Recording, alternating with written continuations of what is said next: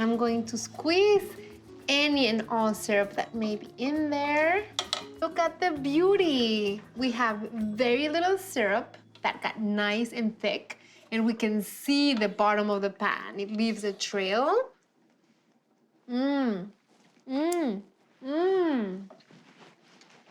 It's orangey, very tropical. It has a little of a candied feel on the outside, but then it has a really, really nice juicy bite. So these on top of some like queso fresco on top of toast or over pancakes or French toast or whatever it may be. But for empanadas, it is pretty extraordinary. And I'm adding some flour to my hands and some flour to my rolling pin.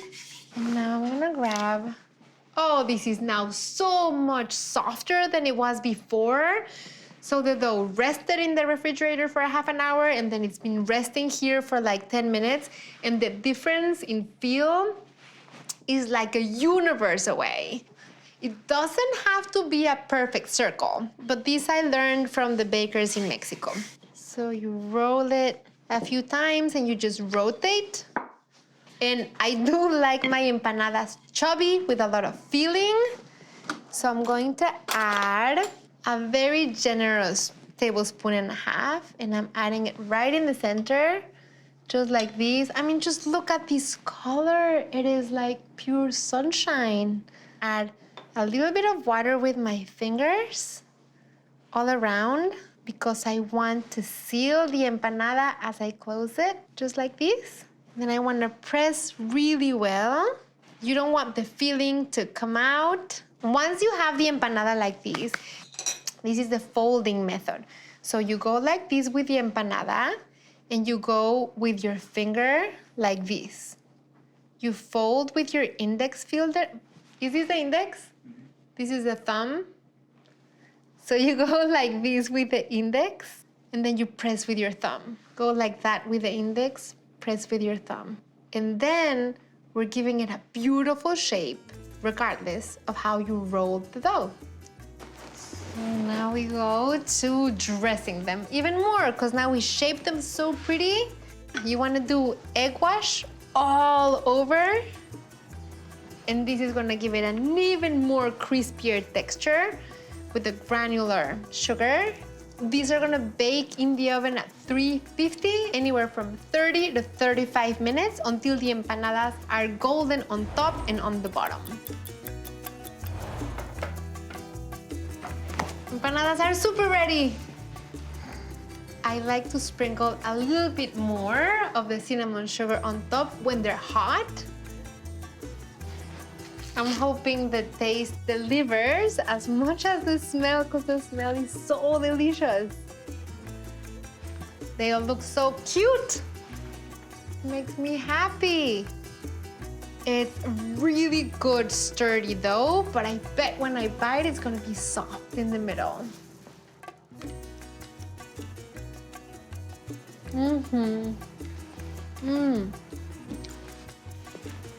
I'm getting the deliciously sweet, but not too sweet from the filling.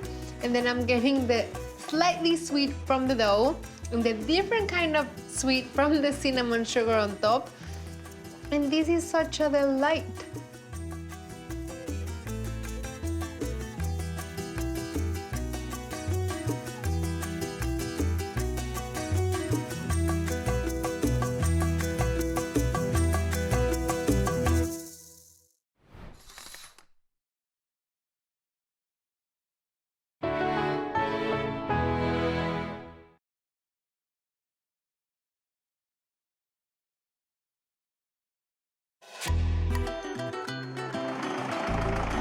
One bite of piloncillo and I'm carried away to my childhood in Mexico. This is like the piloncillo I had tried before, like times a million. Piloncillo is made with only one ingredient, the juice of sugarcane. It's wonderful in a hot day. It's delicious. I have used it in my kitchen for so many years, and I'm so excited to finally taste it directly from the source, as the Garza family in Allende fires up their century-old sugar mill. Smoky, it's barnyardy, it's like yum. Then, just a few hours north, in the magic town of Bustamante, I meet the Caso de Luna sisters, who have been using the sweet, raw flavor of piloncillo in their pan dulce recipes for more than 50 years. ¡Wow! The secrets that you find? ¡Qué delicioso! Plus, they surprise me with a puffy, cheesy, crunchy delight dripping with tomato sauce that makes me want to make my own Nuevo León-inspired pie. ¡Salud! Oh, that looks beautiful! In my kitchen, I'm making an irresistible orange and piloncillo adobo pork roast pizza that your family is going to love. Ready? Yeah. Oh, so good.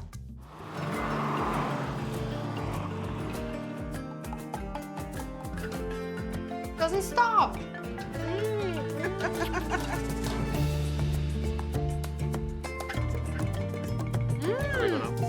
I am going to give you a secret. Yes, I love secrets.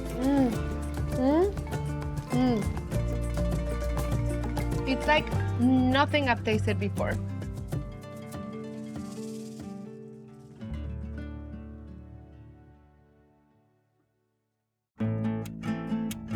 Tucked under Cerro de la Bandera, or the Mountain of the Flag, on the edge of the River Ramos, is the Garza family's vineyard.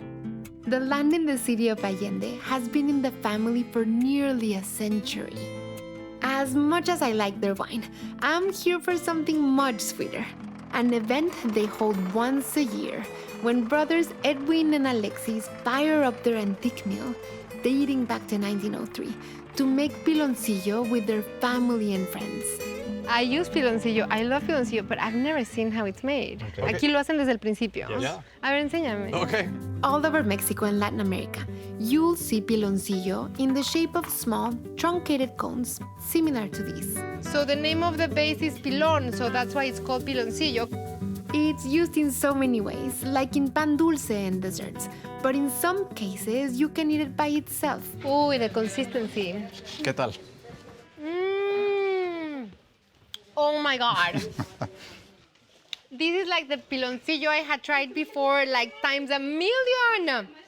It's tart, it's sweet, it's grainy, it's a little sour, it's like rustic, it's smoky, it's barnyardy, it's like yum.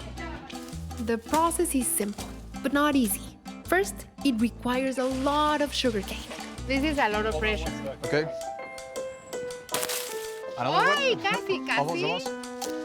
That's it. Ay, mira, y aquí se ve el jugo. Perfecto. It's like a sugary water, but it's a little... It's wonderful in a hot day. It's delicious. Next, the cane is grinded to a pulp in the mill, and the sweet, earthy juices are separated and collected. Uy, qué delicia!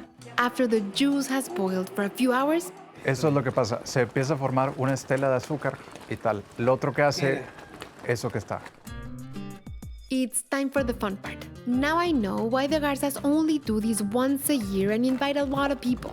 The meat must be stirred hard and fast for about 20 minutes to get the proper consistency. ¿Sí?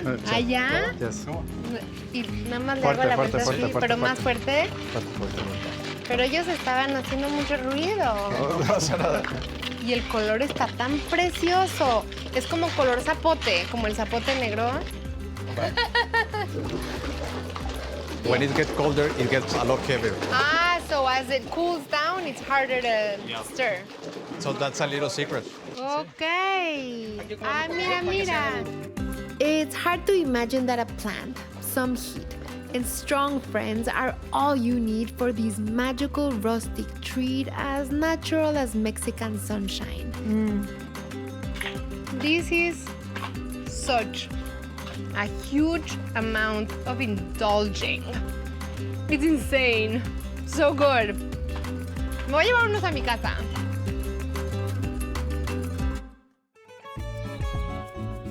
Ever since I can remember, I've been charmed by the beautiful taste of piloncillo.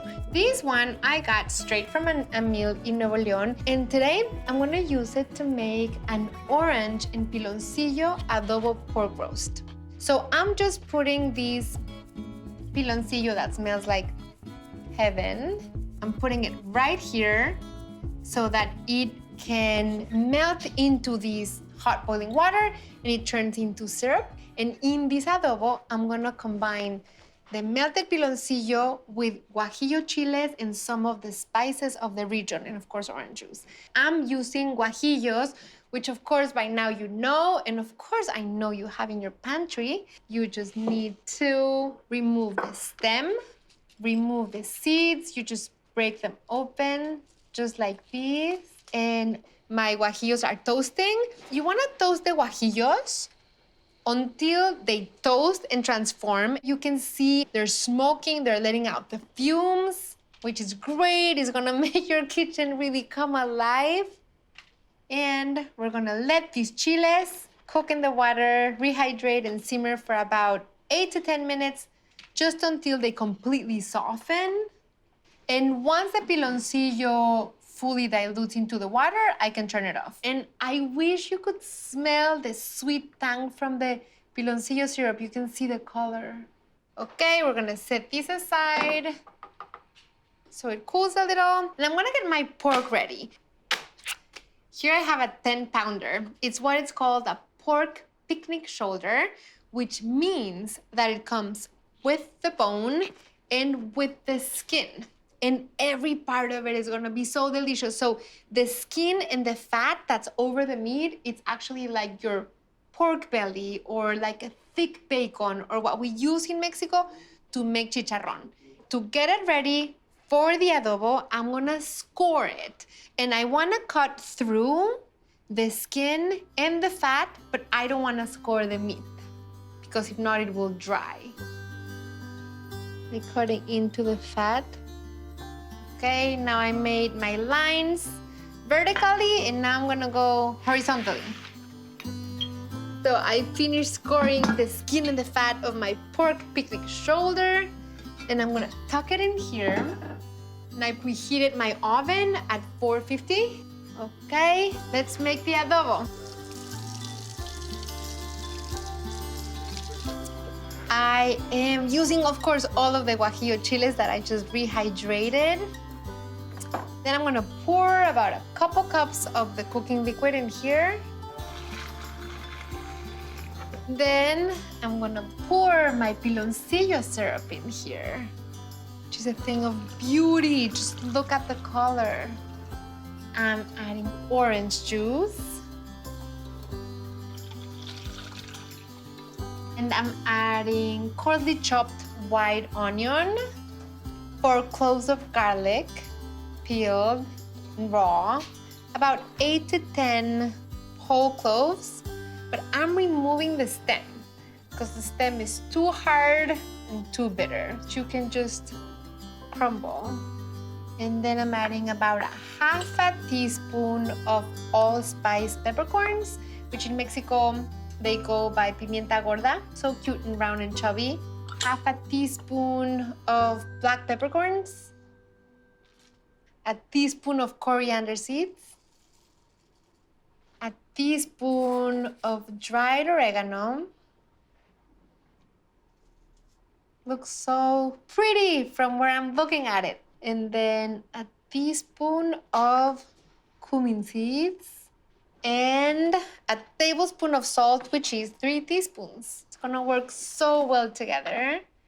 And now I'm gonna puree until completely smooth.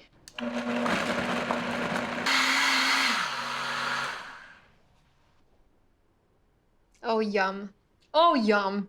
It is so intense. Okay, so I'm gonna pour the sauce all over the meat. And I'm gonna add the 2 bay leaves. And I'm gonna put these in my oven, which is at 450, and I'm gonna roast it for 1 hour uncovered.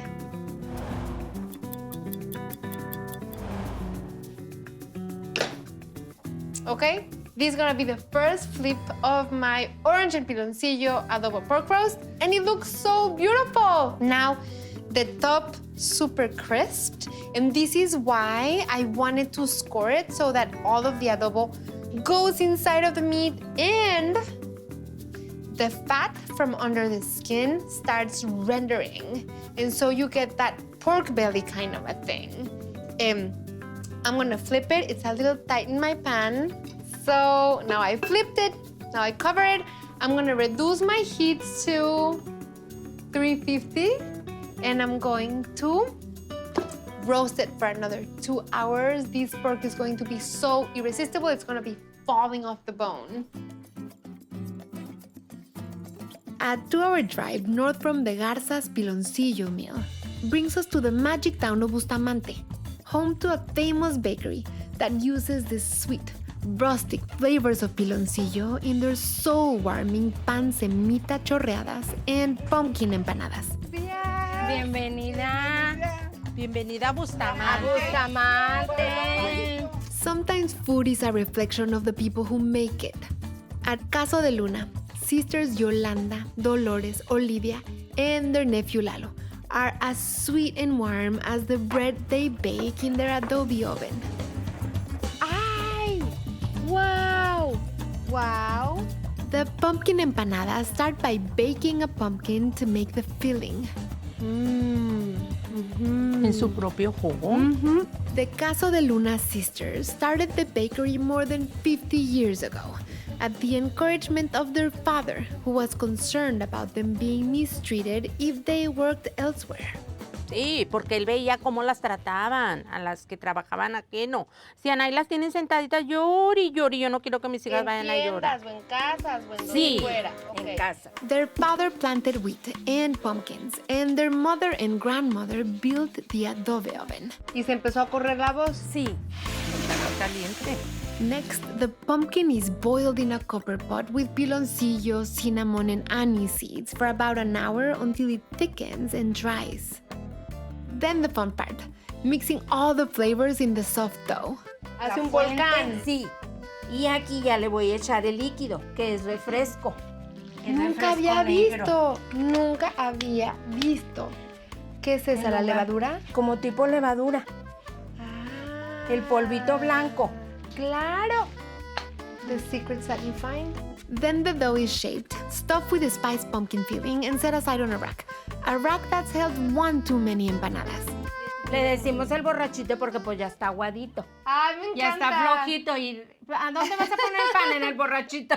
Sí. Next, they share their secrets for their famous pan semita, a sweet and fragrant bread thought to have originated from the Sephardic Jews who settled in the region during the 16th century. Azúcar, canela. Aquí sí lleva anís, que es el que le da el sabor a la semita.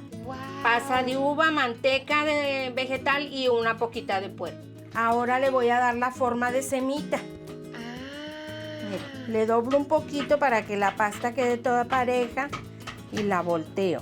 Esa es la semita. No, pues sí tiene mucho arte.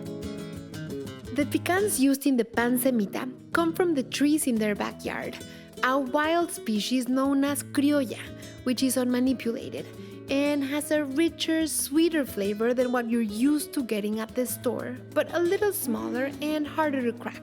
Nada más cuidado con un... ¿Va a brincar? Sí, la cáscara puede brincar.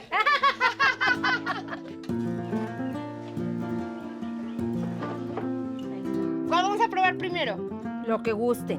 ¿Qué me recomiendan? Si quieren la semita.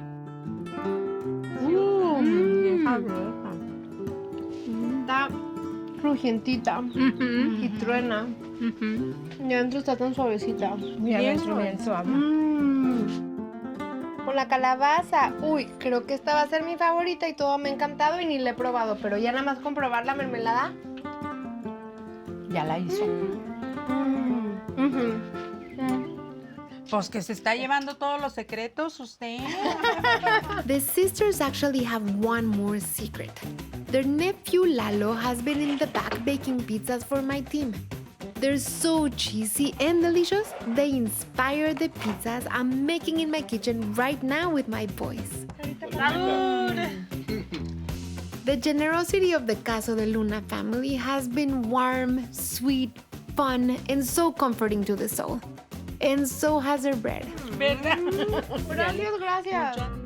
My pork roast is continuing to get just the most succulent pork roast ever. I'm gonna make dough for pizza, and this is gonna be chewy on the inside, crisp on the outside, because I'm using 00 flour for pizza, which I hadn't used before, and it makes such a difference. So I'm using 2 teaspoons of instant yeast, and this pizza dough recipe is so easy and fast. You mix it all together and then just let it rest. I'm adding 1 teaspoon of sugar. That's just gonna help the yeast wake up and react fast. I'm adding 1 cup of lukewarm water, 2 tablespoons of olive oil. You can do normal olive oil or extra virgin olive oil, whatever you have at home. 1.5 teaspoons of salt. I'm using kosher salt. Gonna mix it all so that when I'm adding my flour, it's gonna mix together much more easily. Then I'm gonna add 3 cups of 00 flour. And I'm gonna just level it with a knife, but don't pack it up. 00 flour is extra fine, and it just makes the pizza dough, when you bake it, it makes it kind of chewy in the middle, but extra crunchy on the outside. So it makes it really irresistible, that game of textures in there. And then I'm just gonna mix with my hands and then see how it's coming all together. It feels really nice. It's gonna be a little sticky, but that's okay. So now I'm just gonna knead it for a second. If it were really sticky, I would use some flour to continue kneading it, but it's not very sticky. So I just wanna make it all come together until it gets a little springy. And I'm gonna add a little bit more olive oil. And I'm just gonna spread it with my hands all over, because you want the dough to sit and rest in a greasy, oily space. I'm gonna cover it, and I'm gonna put it there in the back, and it's gonna rest for a couple of hours.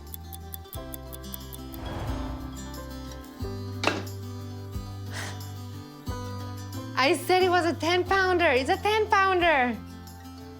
Oh, it smells so good. It's final and last flip, and we want every piece of this roast to be like ridiculously irresistible.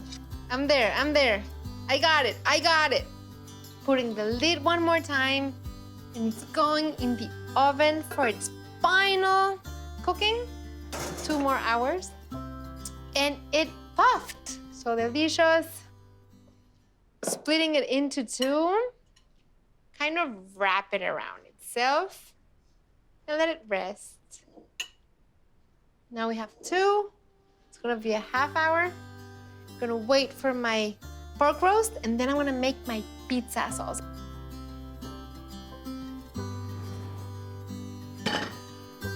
Okay, yum. And the meat looks so beautiful.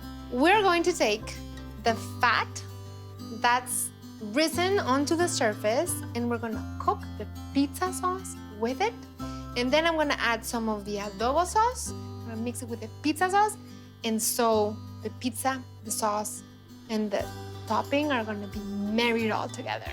So see, this is the fat rendered from the pork, but that has been cooking in here for the 5 hours, which is so worthy.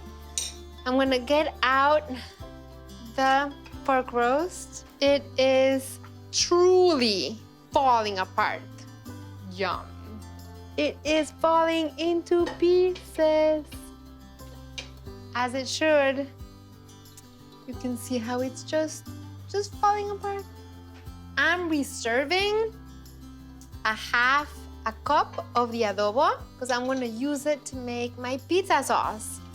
And then I'm gonna put all the meat that I just shredded back in there so it can continue to soak in the adobo sauce. So worth it. Yum. I'm gonna make my pizza sauce here over medium heat. The fat from the roast, 3 to 4 tablespoons. I have a 1/4 cup of finely chopped white onion. I'm going to add a can of 28-ounce crushed tomatoes. You could use fresh tomatoes and crush them or puree them, but I'm using a large can. I prefer crushed because then you got the chunks. Then I'm gonna add my orange and piloncillo adobo sauce right in here. A little bit of salt, pepper, teaspoon of dried oregano. We're gonna crush it. It's just gonna cook and season for 4 to 5 minutes. And then the pizza sauce is ready. And then I'm gonna get all my ingredients to top the pizza. I have the pork, I have the pizza sauce, I need to get some cheese, I need some pickled jalapenos, and I need to shape my dough. I'm gonna make 2 pizzas because I'm gonna have my boys join me, which is making me so happy. So, touch. Ooh, It's that's like- actually so soft. I know. So I figured out the best method is to have like a lot of flour in the surface, and then it's really fun because you start from the center and you start like massaging the dough. Do you wanna help me, Yeah, sure. Press? Go for it. Like you stretch this out and it stretches back in. I'm very happy with how these turned out. Juju, this is like really good. We can bake this one in the oven.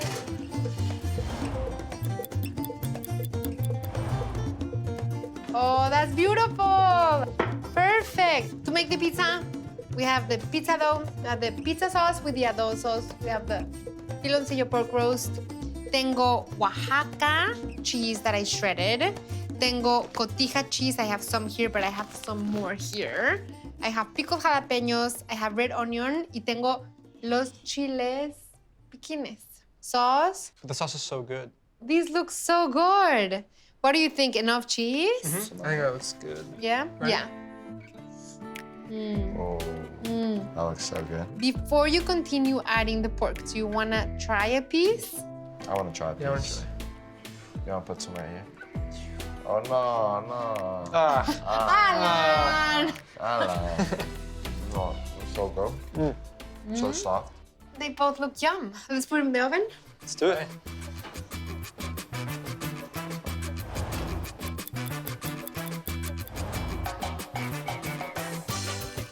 Oh, that look beautiful. Ready? Yeah. Se me va a romper todo. Mm. Oh. Oh, So good. Oh my god. wow. Yeah, that dough is so good. Yeah. So soft. So good. Pica por todos lados. Yeah, it is pretty spicy.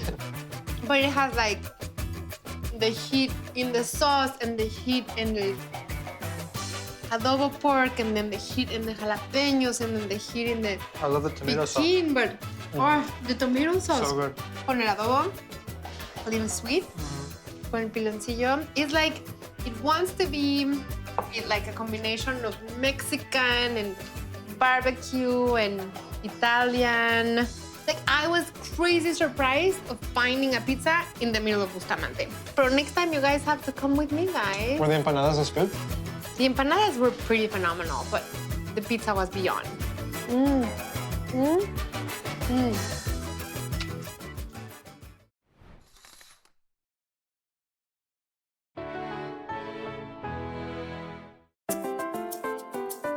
Lovers of Miami love Cuban food, and so do I.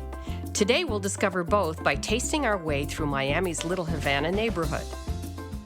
Starting with Cuban coffee that's like rocket fuel. Whoa! Moving on to empanadas, ice cream, mojitos, and Cuban sandwiches. Don't mind if I do. Very nice. Maricel Precia is a legendary Cuban cook. She's in my kitchen today with a zucchini and sofrito dish you don't have to be a vegetarian to love. And so spicy. Whoa, is that wonderful? Cubans adore their abuelas. Later in the show, I'm cooking with the real deal. Lucila Jimenez cooks a dish she learned from her own grandmother back in Cuba. Camarones enchilados, which is shrimp and garlic and sofrito sauce, which is like Yummy. Plus, plátanos maduros. We have plantains every day in one way or another. Salud, amor y pesetas. Salud, health, amor, love, and pesetas is wealth or money. What else do you need? Delicious Cuban food today on Sarah's Weeknight Meals.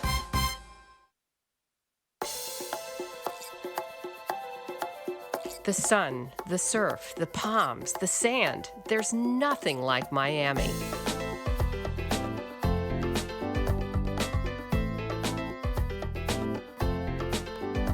It's home to the best Cuban food in the country because in the 60s, thousands fled Castro's Cuba to make a vibrant home here on Calle Ocho, Little Havana.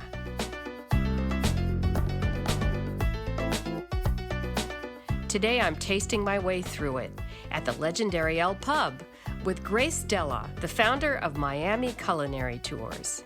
You know, I'm gonna get you started with some Café Cubano. I love that. And you always get little cups and then a big cup. It's meant to be shared. Never drink from the big cup, otherwise everybody will know you're visiting. It's very strong, so be ready, okay? No, I like my coffee. Good morning. Oh, I love this. Okay. Café Cubano. Whoa! There is a lot of sugar in them there hills. Yes. Oh my goodness, is that like half sugar? Yes, absolutely. Woo! And very strong, right? I'm loving it, but I have to be honest, normally I drink my coffee black with nothing in it. Nothing. Okay then. I'm not responsible for my actions after this. You know, by default, they serve it with sugar. Yes. You know, we call this also like a wake-up call. I should say so. You're gonna have to peel me off the ceiling. Why are we starting here?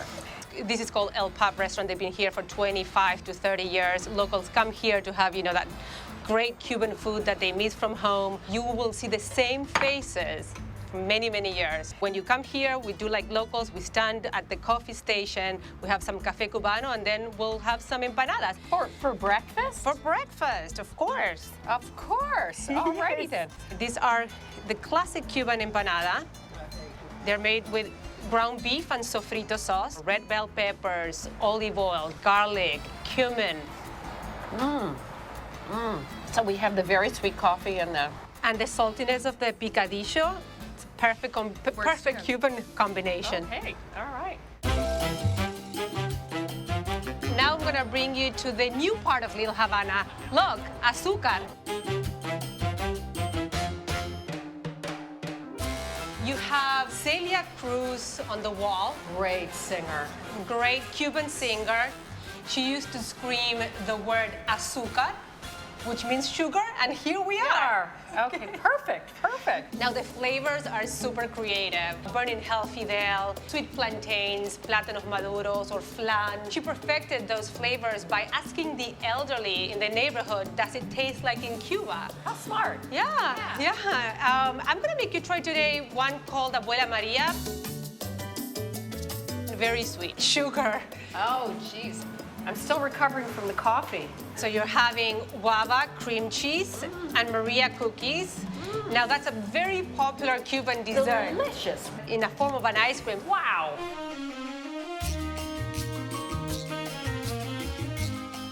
To really feel the energy of Little Havana, let me bring you to Ball and Chain. There's always a party here because there's live music with no cover 90 hours a week. When owner Bill Fuller reopened Ball and Chain, he kept its historic vibe. Billie Holiday, Count Basie, Chet Baker, Lena Horne all played here.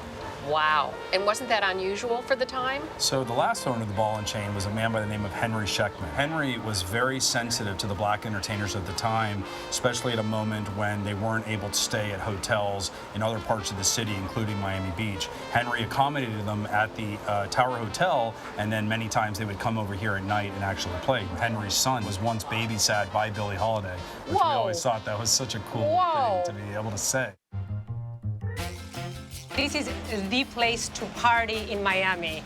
And a mojito pairs perfectly with that. Is this the famous Cuban sandwich? You got the medianoche, which in Spanish in Cuba meant that they made these sandwiches at midnight when they came back from work. The bread is sweeter. So you have pork, cheese, pickles, mustard, and ham. Very nice. I was impressed, huh? Yes, so then the softness and sweetness of the bread combines perfect with the saltiness of the pork.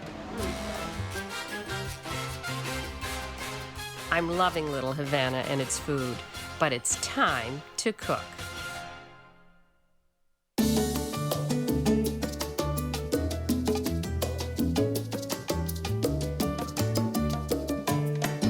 What makes many of my guest Maricel Precia's dishes so special is the thoughtful combination of fresh ingredients she uses in her recipes. Like, we were making some amazing vegetarian zucchini dish today. Which was a desperation meal. What do you mean? A desperation meal for my husband on a day where I didn't have any protein in my refrigerator. I'm not a vegetarian. No, I was so I need like chicken, beef, or pork.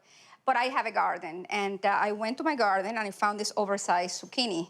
It was like a little piglet. I would have put that right in the compost like heap. a 2-pounder. And I had cherry tomatoes, and of course, in Cuba, we make a cooking sauce, sofrito, with very small tomatoes, cherry tomatoes. And I like the wild taste of the cherry tomatoes.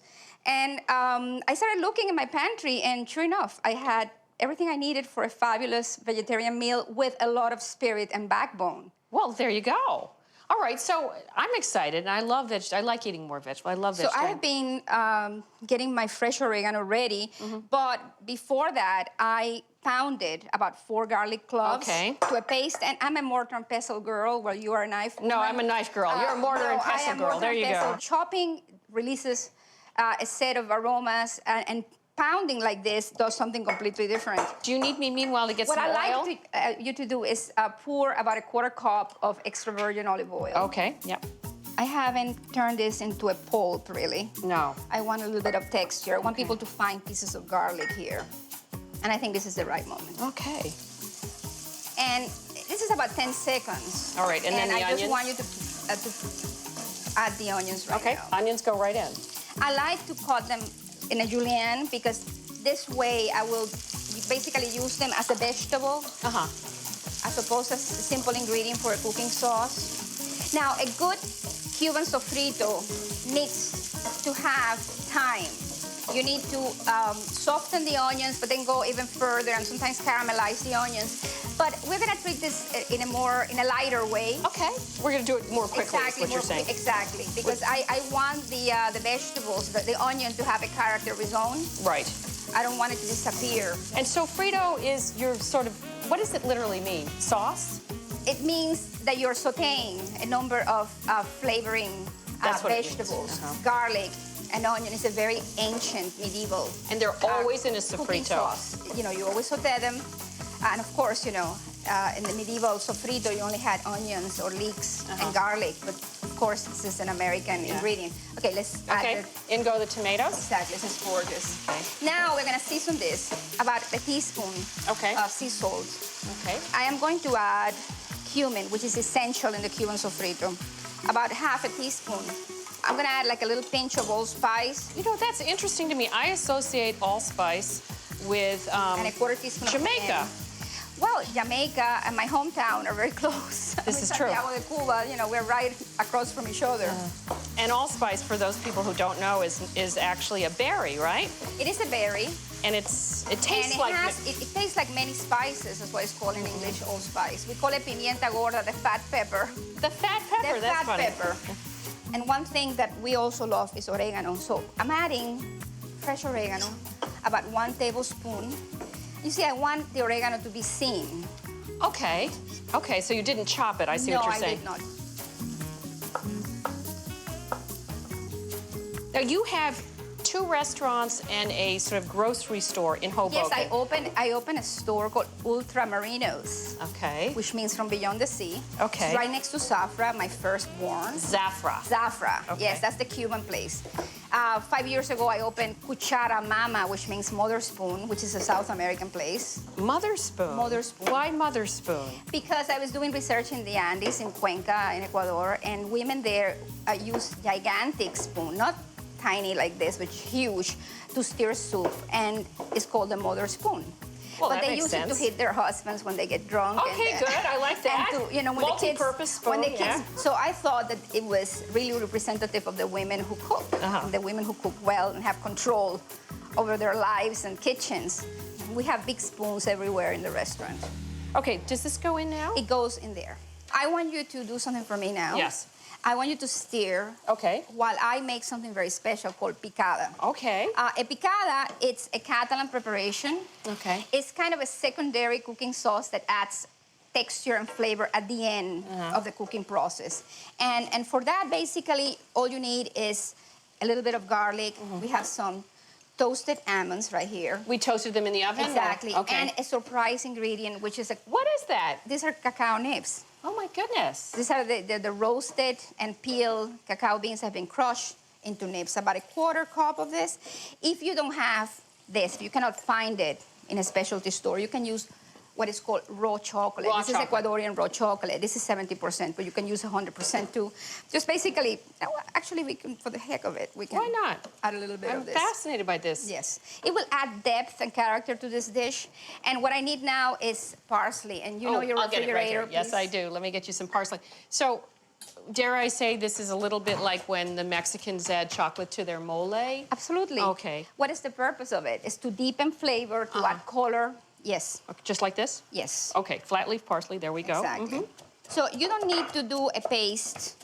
You know, you just need to crush this. The name picada means chopped. So we're basically chopping with our mortar and pestle. Yes. I love it.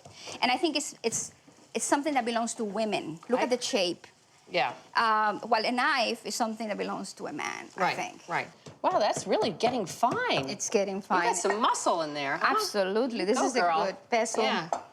So now we're ready to stir this In there. into, and I'm just gonna add this. I think this is That's the right plenty. amount? Okay. But get it let back me stir it. up to... So this is our backbone. This is the mysterious ingredient. The je ne sais quoi. Exactly. And do we want to add our... So now we're gonna add about a cup of water or chicken broth. If you're not a strict vegetarian, of course, you would or do that. vegetable broth. Or I suppose. vegetable Yeah, broth. okay, there we go. That's it. This is just perfect at this point, so we'll cover it. Okay. And actually, you know what I should do? It's I was planning to do this at the end, but I like to do it here. So what was that? This is one serrano. One serrano chili. Finely chopped. So you could do it at the end, but I think it's You gonna just be felt better. like adding it Yes, now. absolutely. I can see you're a wild woman in the kitchen. You Yes, just I sort of am. keep changing your mood and doing something else. That's what cooking is all about. It is. So it's 5 Like minutes. 5 minutes. Okay, we're just And gonna wait. in the meantime, Yeah. I want you to make a chiffonade with the Zucchini blossoms. Okay. And you know what else would be fantastic? If we had tomato leaves. I've never heard of They're that before. so amazing as an ingredient. They have a tomatoey essence. So we're gonna leave about 3 for garnish, and the rest, let's do a nice chiffonade. So you just want a very thin slice? Exactly. Okay. And we'll do it we'll just stir it at the end, because I don't want them to overcook. Okay. They'll become limp. And this adds a very delicate, nice taste. And also beautiful color. These are fun. This is what turns into a zucchini. Oh, I stuff them with cheese. I batter fry them, use them as garnish, eat them raw. Do you think it's ready yet? I think I need to taste it. You must. So give Okay, me here a we go. tasting spoon, please. And that was homemade chicken broth. I just love working with it. I think it makes such a Wow, difference. it's perfect, Sarah. And so spicy. Whoa, is that Yes. wonderful? I mean, I the love it. cayenne and the serrano. But you know what? But I think it's Fabulous. balanced because there's sort of natural I would sweetness put in like a there. pinch of salt, a little bit more. I will do that. And then shall we plate up? Absolutely. But let's add the You want that chiffonade. to go right on top? Boy. So you just use Look at them all the this. time? This is oh so my gosh. gorgeous. That gets like an A+ in visuals. Yes, this is just beautiful. We're going to serve the rice on the side, is what we said, On right? the side. What you can also do is have some napa cabbage. Okay, you put those on however you want. Like this. Ooh, that is so pretty. And like this. Wow. No, actually, This is very this exciting. way. I would like to add a little bit of the Oregano on top. Oregano. Yeah, just for a little more green. Exactly. Okay, I'm gonna put that. And we've got some Oh, rice over delicious. here. Wow, that looks And if you have some avocado, that would be also nice. lovely.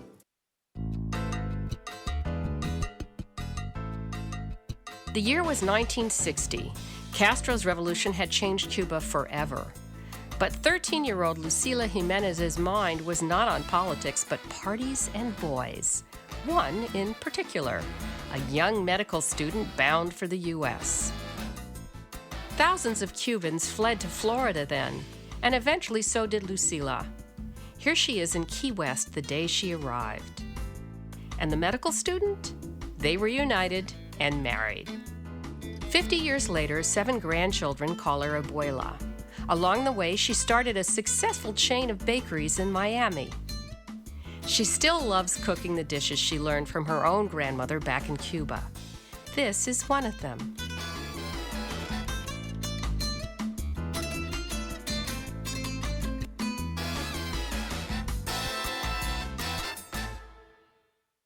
What are we making today? Camarones enchilados, which is shrimp in a garlic and sofrito sauce, which is like Creole. Yummy, yummy. Okay. So you're getting the garlic ready and I'm getting the onion ready. One large onion. And is this a typical Cuban dish? Yes, it is. And I remember back in Cuba, the seafood, shrimps, and all of that was a lot cheaper to buy. So people did eat a lot of seafood and fish. At least in my house, we did, because my parents loved it. So we're going to add half a cup of olive oil. Okay, we need to let it heat up for just half a second. So tell me about sofrito. It's you know, everything that you have in Cuban cooking, you use a sofrito more or less. So sofrito is essentially vegetables. Vegetables, yes. Always onion, always pepper. And always garlic and tomato sauce. That's a lot of garlic. I chopped 6 cloves of garlic and a sliced green pepper. Garlic is very Cuban also, right? Very Cuban, yes. We can do a lot of things with garlic. So how long do we cook this now before we add the No, red peppers? only a couple of minutes. Just till it wilts? Yes, until it wilts a little bit, and that's it. Okay. Yes. Well, does that look pretty good? Yeah, that looks pretty nice good. softened? We can put the roasted peppers. I've chopped 2 big roasted red peppers.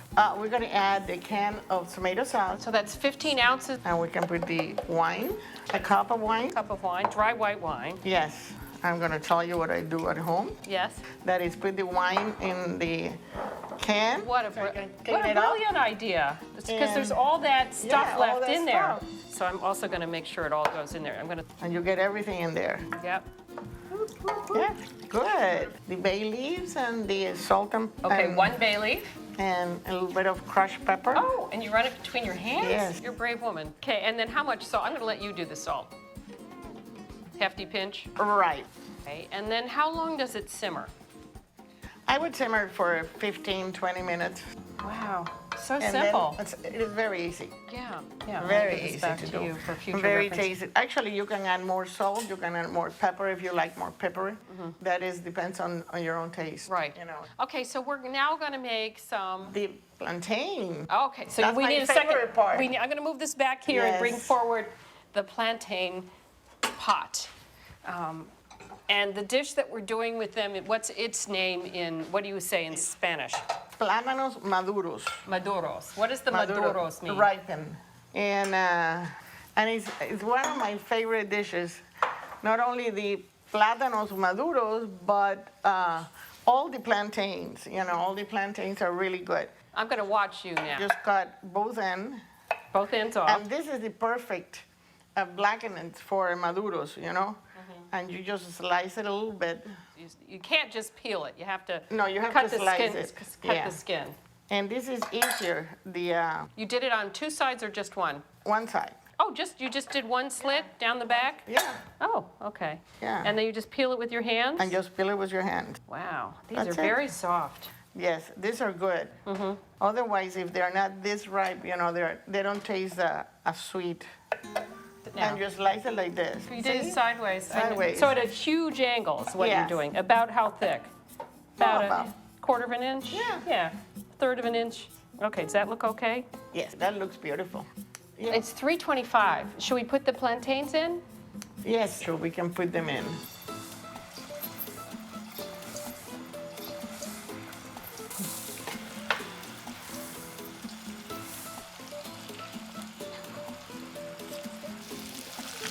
Oh, they're perfect.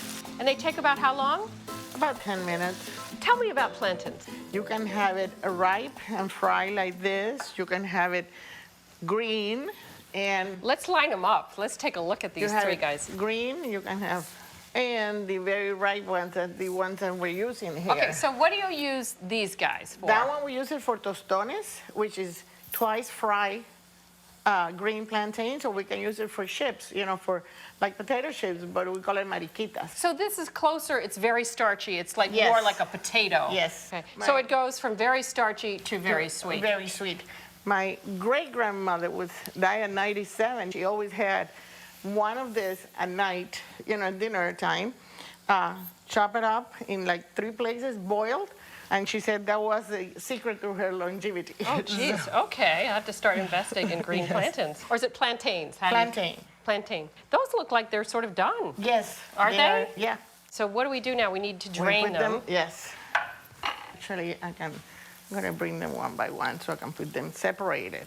Oh, I see. Otherwise, do they all sort of smush Yes. together? Yes. And how do you serve these in a meal? As a side dish? As As a a side garnish? dish. Yeah. Okay, we're all done in here. Okay. Wow. All right. Well, I am going to go back and get our sofrito. Yes. And we are going to continue with that dish. And let me get the shrimp. Let me turn this back on. Yes. And this looks good. That looks wonderful. So the shrimp just go right in there now? Yes. And these This are is boiling. peeled and deveined shrimp. Yes. So I see what you mean. If you made it ahead of time, Right. you just heat it up, throw the shrimp in, and boom, you're Right. done. And boom, it's done. We need to make a little Yes. garnish, right? Yes. Some lime and some parsley. Chop a little parsley? Yes, that would be nice. See, these are almost done, and these are baked shrimp. Yeah. It's not a spicy cuisine, though, is it? No, Cubans, it's not spicy at all. A lot of people ask me, it's like Mexicans, and not at all. Yeah. This is done. All right, so should we grab, we've got 3, Sure. and I'll put some rice. We'll just do 2. Yeah. Okay, so we put rice in the bottom. Yeah. It smells good. That'll be good. All right, and you'll do the shrimp, and then we will garnish. We're all set up outside. We can eat outside. Oh, that's nice. Yes. It's a beautiful day out. It is. The weather in Miami is just... Yes.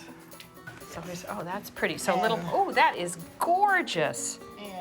And how simple was that? Yes. Okay. Lemon in there. And we can put our plantains. Even they look very, very dark, that's the way it is cooked. Okay. Do we serve them on the side? Yeah, we can put them on the side. So, We'll do yeah. that. Let's go put Okay. these on the table, and then should we take this all out to the Yes. backyard? Let's go. Okay.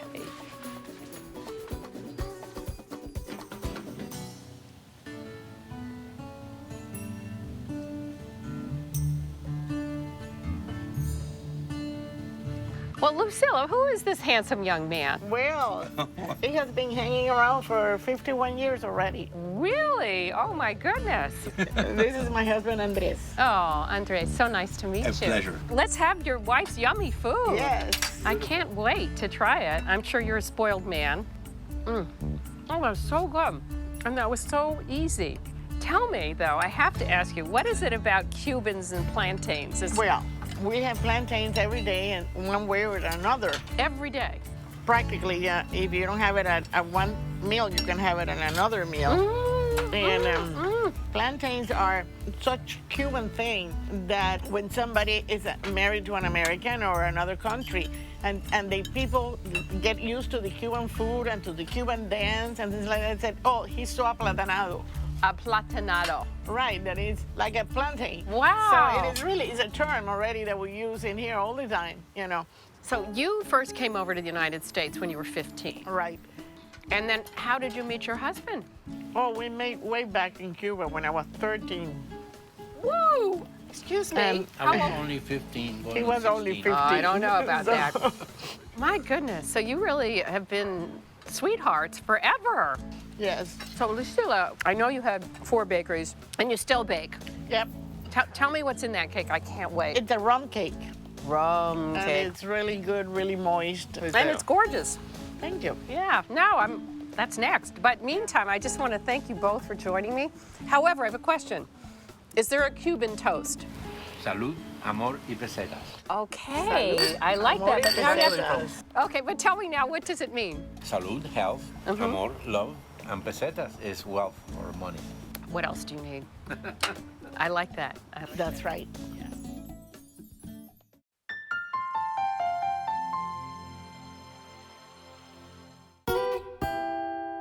Sometimes all you need are a few simple ingredients to make a fast weeknight meal. Thanks so much. Worthy of a dinner party. So I have a perfect one today with just 7 ingredients. It's a pork tenderloin cut into steaks, sautéed with a creamy mustard spicy sauce with prunes and rosemary.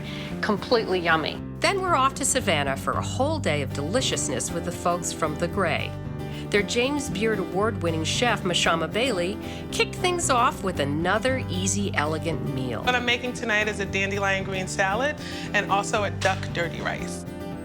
Later, The Gray's Jono Morisano takes me on a tour of Savannah's super secret food spots. Sausage gravy biscuits. You weren't kidding, that's a big portion. Yeah, it's a healthy portion. Back home, my old buddy, Floyd Cardoz, brings the easy elegance with his signature Indian kebabs. I love kebabs. Okay. Everyday elegance is the name of the game today on Sarah's Weeknight Meals.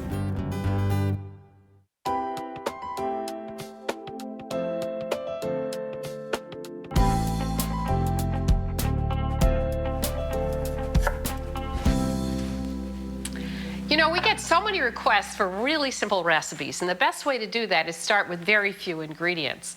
So I have a perfect one today with just 7 ingredients. It's a pork tenderloin cut into steaks, sautéed with a creamy mustard spicy sauce with prunes and rosemary.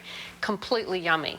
So I just finished chopping up some shallots. Let me get those out of the way, and then we'll talk about pork tenderloin. I love pork tenderloin because it's such a tender cut of meat. And because it's so tender, it takes no time at all to cook, which is another secret of getting dinner on the table during the work week. So here we have a pork tenderloin. You want a big one. It looks like a lot, but it's probably only about a pound. If you can get a slightly larger one, even better, because this is going to serve 4 people. So I'm going to cut this pork tenderloin into 1/2-inch thick slices on the diagonal to make little steaks. The thing about pork tenderloin is it's very, very lean, and that's because it's tucked underneath the ribs and it's cushioned by other muscles, so it gets very little exercise. So it cooks very quickly because it's so tender.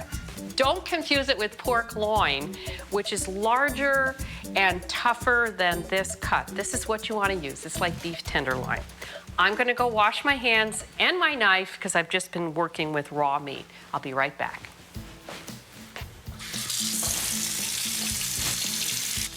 So, I'm going to season my pork. You want to season it right before you put it in the pan. I'm just using salt. We don't need pepper because we're going to have hot pepper flakes in here. I'm going to use my tongs to turn them over so I don't have to go wash my hands again.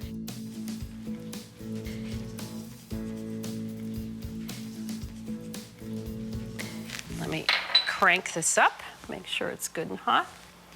Okay, we're going to use a little bit of olive oil. And when I see it nice and it sort of gets wavy, then we know it's hot enough. But we want to get a nice sear on the pork. This is pretty thin. It's only going to take about 2 minutes aside. So I'm going to get my pork in. That's the noise you want to hear because we want a quick sear. We're not going to turn the pork steaks until you can feel them move a little bit, which means you've got a sear on one side. I need about 1/2 cup of these prunes. Now, I love prunes. They've got great depth of flavor, almost a little bit of a smokiness. They're not only good for digestion, but they're also good for women for their bone health. Now, just a little tip. When you're working with dried fruit and you don't want it to stick to the knife, you just spray your knife with a little bit of olive oil. There we go. And then it's so much easier to cut them in half and you don't end up with them all lined up on the side of your knife. There we go. We want about 1/2 cup, and I can see that my pork steaks are ready to be turned. There we go.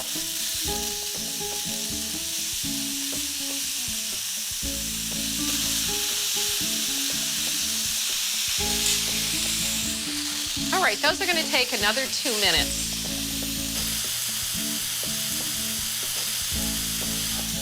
Okay.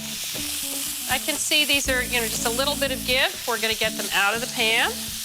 Look at all that wonderful brown stuff at the bottom of the pan. That's where all the flavor is. It's not going to be cooked again. It's about 140. You can certainly take its temperature, but if it feels firm with a little bit of give, you know we're about 140. I'm gonna cover it up just to keep it warm, let it rest. I'm gonna add another ½ tablespoon of oil to the pan and my shallots, 2 tablespoon shallots. And just give them a minute to get some color on them.